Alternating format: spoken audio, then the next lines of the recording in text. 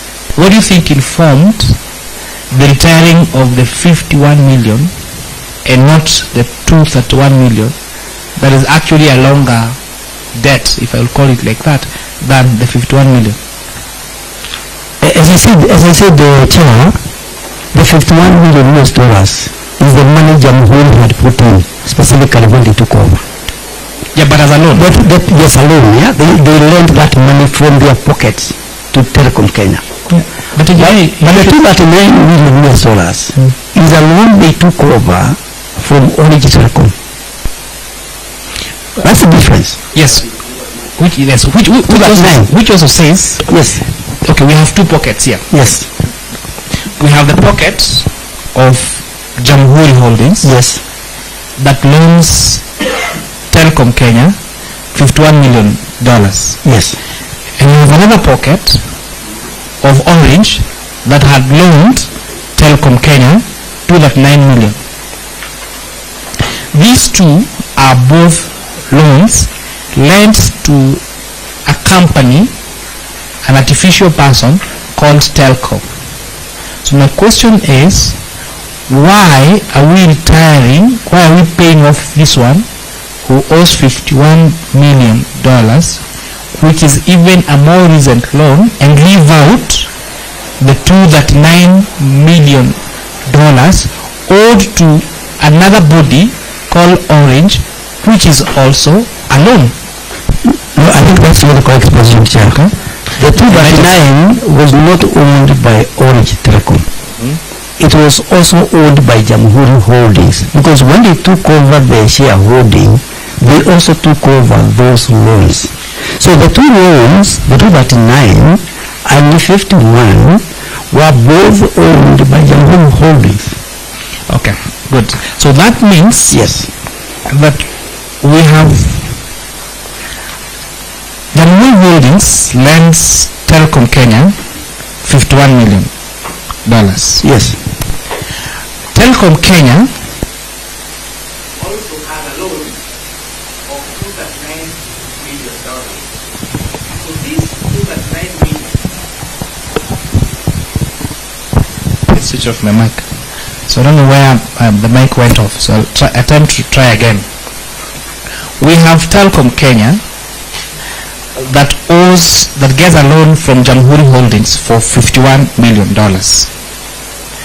This Telkom Kenya has another loan owed to way before Orange for $239 million. But this $239 million, since it is loan to Telkom, and Telkom is owned by two people, Jamhuri Holdings and UK, which means they have got the obligation to pay this.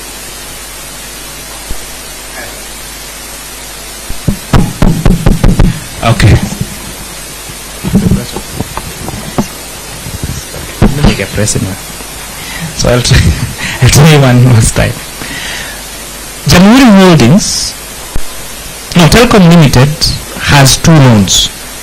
One of them, it owes it to one of the shareholders called Jamhuri Holdings. But Also owns another loan to the $9 million. Don't do that. I didn't have to do the back. I am doing that. To do the back. I'll use another one.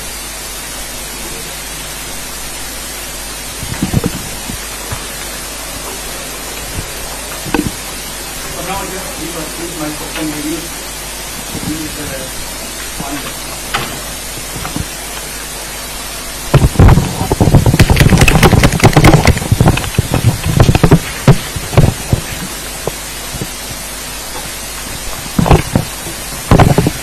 thank you. Hope this will not disappoint again. So let me try it. Explain it slowly so that you take us through so that we understand. We have a company called Telkom Kenya Limited. Telkom Kenya Limited has, among many liabilities and among many other losses they are making, they have two major loans. One loan is for $51 million owed to a loan to someone called Jamhuri Holdings Limited. At the same time, Telkom Kenya Limited has another loan of 2,938,692 owed to another creditor, owed to Jamhuri Holdings. So the 239 million is owed to Jamhuri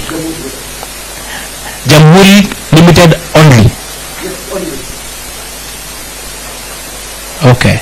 So then Jamhuri Holdings so we decide that we'll retire one, the $51 million, and the second one is transferred to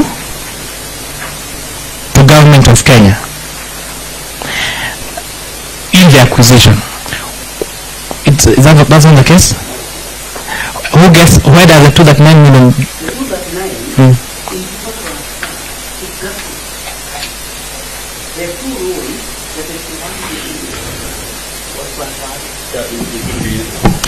Yes, let's just fix the mic because I think this is a new, it's a completely new dimension. I think let's be clear because we have, I did say when to go through the documents that were signed. We have three main documents. One is the share purchase agreement to purchase 60% of the shareholding at $1. That's clear. The second agreement, it is for the $51 million. That loan is invited from Jamhuri Holdings to government of Kenya. But the government of Kenya compensates Jamhuri the $51 million. So we are retiring that loan. It has not been retired. It is now rent. It moves from the books of Jamhuri Holdings to the book of government of Kenya.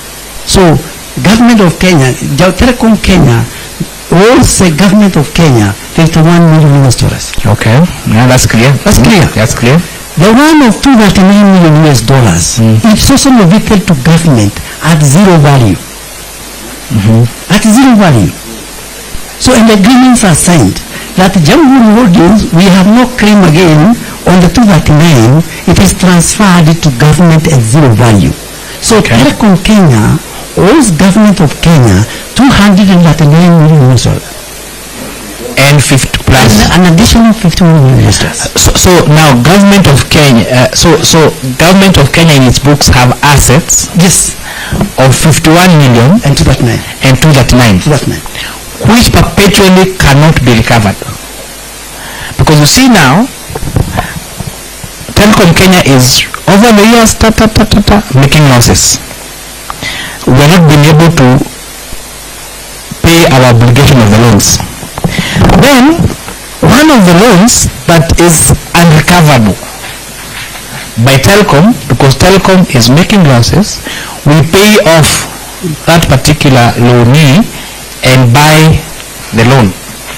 So I'm just asking you, in terms of a financial perspective, do you think the government of Kenya is worse off after this transaction or better off as this particular transaction? And which now begs the question, is that in the best interest of Kenyans?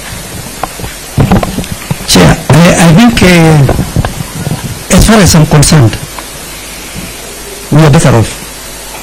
Because I said, first of all, this was a commercial decision and a strategic decision in terms of this transaction. So we were government was making a strategic decision based on security issues, that we acquire the Telkom 100%. But if you look at the commercial aspect of it, today, if you had to look for an investor, as Telkom, as government, the 239 and 51 would be on the table. It would be on the table, but this is investments of government, unless there is a negotiation to write off that debt. But if you have to look for an investor today, the 239 and 51 will be on the table. One last question from you. How long is this debt, the 51 and the 239? For how long is it owed to whoever they owed this to? I think that question can be answered properly by Telkom Kenya.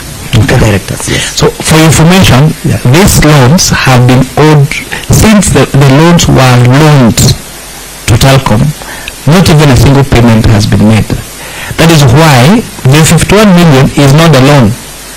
The loan is, I think it's 48 million dollars. The $3 million is actually interest, which therefore means that naturally, since these monies were advanced to Telkom Kenya as we speak, they have never been paid.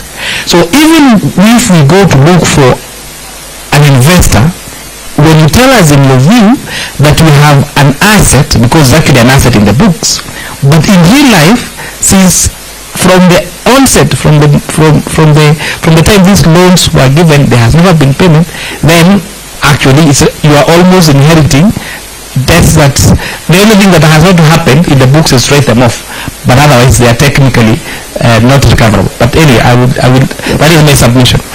Honorable Chair. Honorable members, this is your time to just put up the questions to our esteemed engineer Stanley Kamau, our witness. Before you do that, I know the committee would benefit from the answers to these questions. So, Engineer Kamau, these are, you might call them quick fire questions. They will require require for you to answer directly. Engineer Kamau, tell me, you have told us that there has been discussions and correspondences between the government of Kenya and Jamhuri Holding Limited and Helios, so that there can be an agreement onto how this buyback will happen. Were you involved in those correspondences? No, not those correspondences. The cabinet secretary, former cabinet secretary, told us that throughout the entire processes, you had been sufficiently empowered to undertake these deliberations, considerations, and correspondences on behalf of government. Is that the case?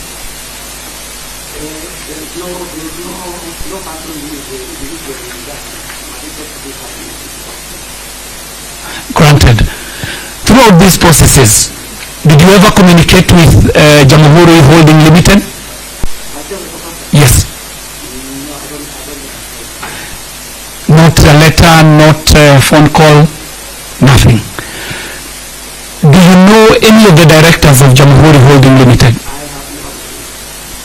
Does anyone, to your knowledge, in government and especially in treasury, does anyone know who the directors of Jamhuri Holding Limited are?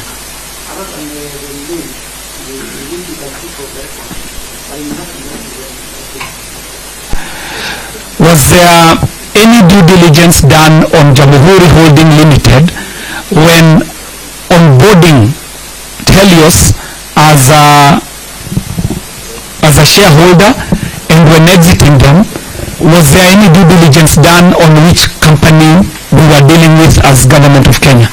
I think to me, Chair, the issue about Jamhuri and its due diligence ought to have happened when they came on board. Did it happen?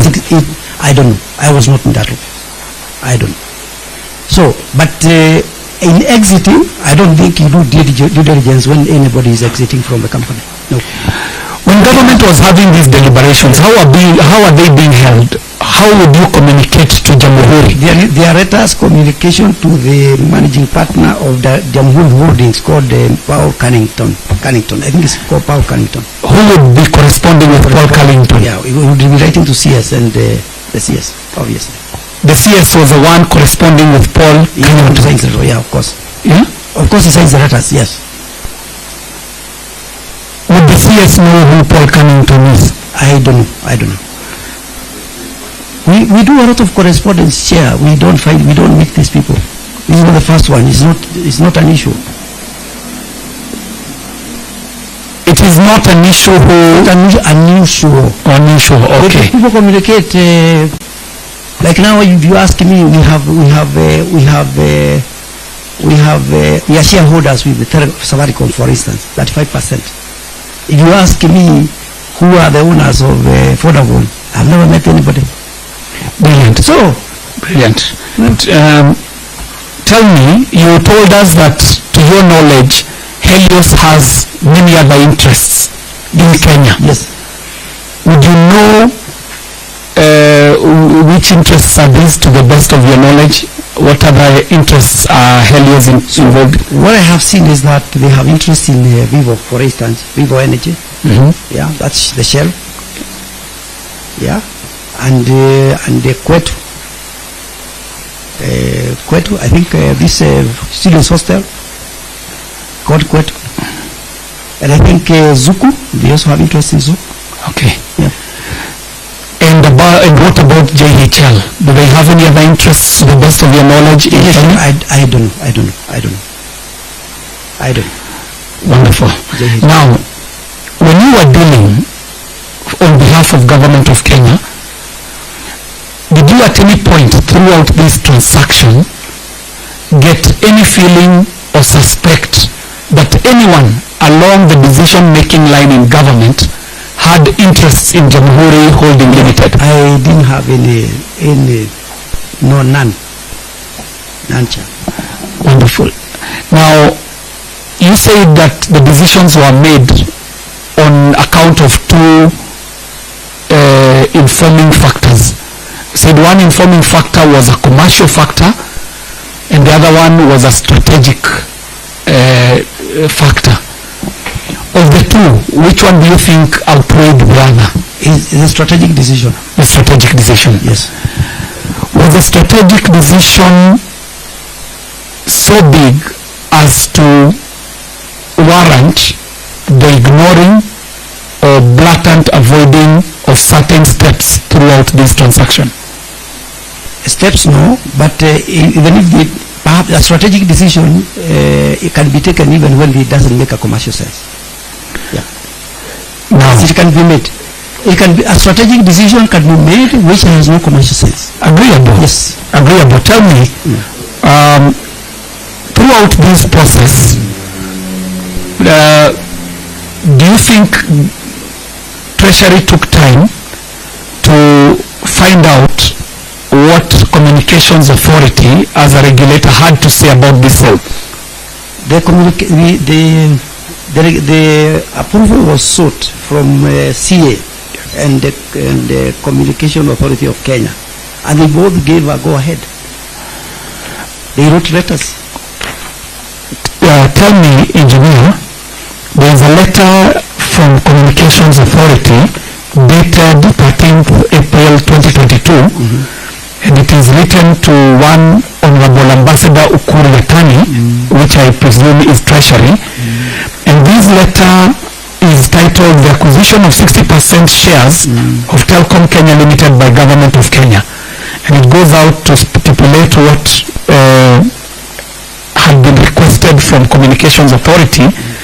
And in the final paragraph, Communications Authority says to you at Treasury that taking all factors into consideration, the authority has no objection to the proposed acquisition and therefore grants approval subject to the following conditions. 1. A letter of comfort on the settlement of outstanding debt of around 7.2 billion. 2. Assurance that Telkom Kenya Limited's customers are protected, and the commitment by Telkom Kenya to furnish the authority a copy of the CR12 after acquisition. Now, would you take this to be an express approval or a conditional approval? That is an approval. Is it conditional? It is not conditional. So does it mean that if a letter of comfort is not given, then CA has okayed it? But if an assurance is not given, CA has already approved it? I think the CA is a government agency. That can be handled administratively. Yeah. So to your mind, Communications Authority had to say? They say what Communication Authority was looking for money, the 7.2 billion shillings to be paid by Telkom. That's why they were giving those quotations. And being a government agency, that one you can gloss over it. The government agency, even we have paid, I think there are times when the Telkom government has paid the licenses for Telkom Kenya. So, long and short of it, it doesn't matter what CA says, you are going to go ahead. Those are conditions, they didn't say they are conditions subsequent. They say these are conditions. They can be fulfilled even after 2 years. It's not a condition consequent. It's a condition subsequent. Into consideration. Yeah, subsequent. Taking the condition into consideration, the authority has no objection to the proposed acquisition, and therefore grants approval, subject to what? It's consequent, subsequent conditions. Subject to. Yes. Just hold on.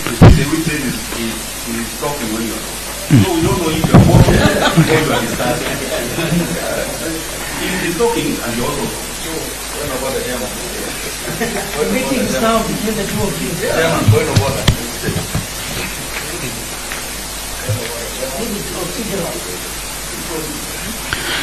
This is important, what members are saying.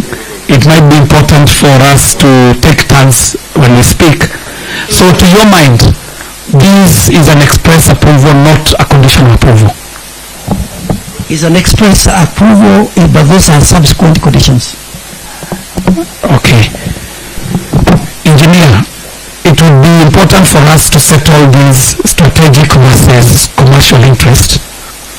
There have been Telkom Kenya officials, high-ranking, who have sat where you have sat and told us that Telkom would not survive as an entity if it was handed over to government 100%. There has been Communications Authority that has said that it would not be in national interest to have government running Telkom 100%. So, to your mind, the strategic reasons override whatever other advice you would have gotten on the acquisition of Telkom. Wonderful. I want to imagine that these strategic interests are security interests. The last question I'd like to hear, to get an answer from you, is Telkom Kenya the only entity, both public and private, that carries critical communication traffic for government? Would you, using the strategic decision that was made here, would you advise for government to fully own every single entity in Kenya that carries strategic, sensitive communication traffic for Kenya? So now the strategic reasons do not warrant 100% owning of any entity. It depends on what infrastructure we are talking about. And I think, as I said, Chair, the strategic decision taken by National Security Council, I do not know what informed that decision. We can only say it was security reasons because of the infrastructure carried by Telkom. But I think that is something that can be addressed elsewhere. Yeah. Granted. Honorable members, we are opening this floor for a conversation. This time I will start this side. Honorable Makilato can go first. Honorable Boni, you will follow. Actually, we can take all these questions at once. So we'll come then to you, Honorable Kivasu, Mheshimiwa Ulila, Mwalimu, Kitur, and Mheshimiwa Mwiti, in that order for this first round. Thank you, Chairman. First of all, I want to thank the witness for turning up. I also want to say this witness is very knowledgeable and intelligent. But there is something that he has said, that he does not know one Paul Cunningham, and he has never met, except through Ninegamo. You do not know him, and you have never met him. Now, there is this confidential from agreement that was written between parties, the shareholders, Government of Kenya,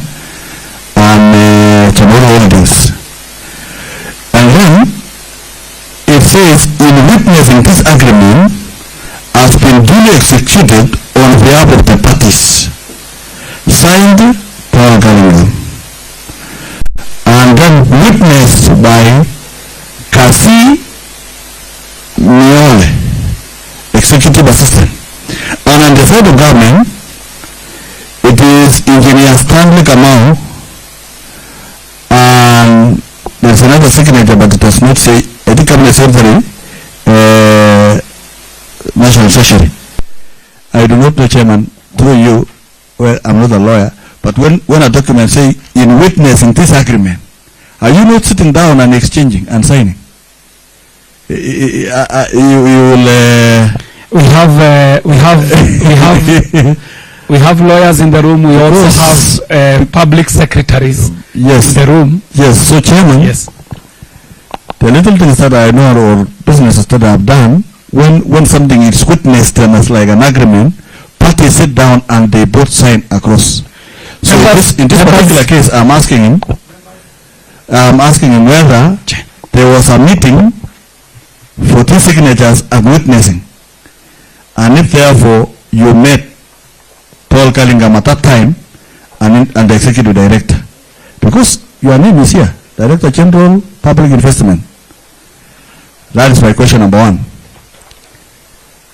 Number two, in your response, you actually talked about your roles with the government, with the National Treasury. You advised, in fact, if you turn to page 4,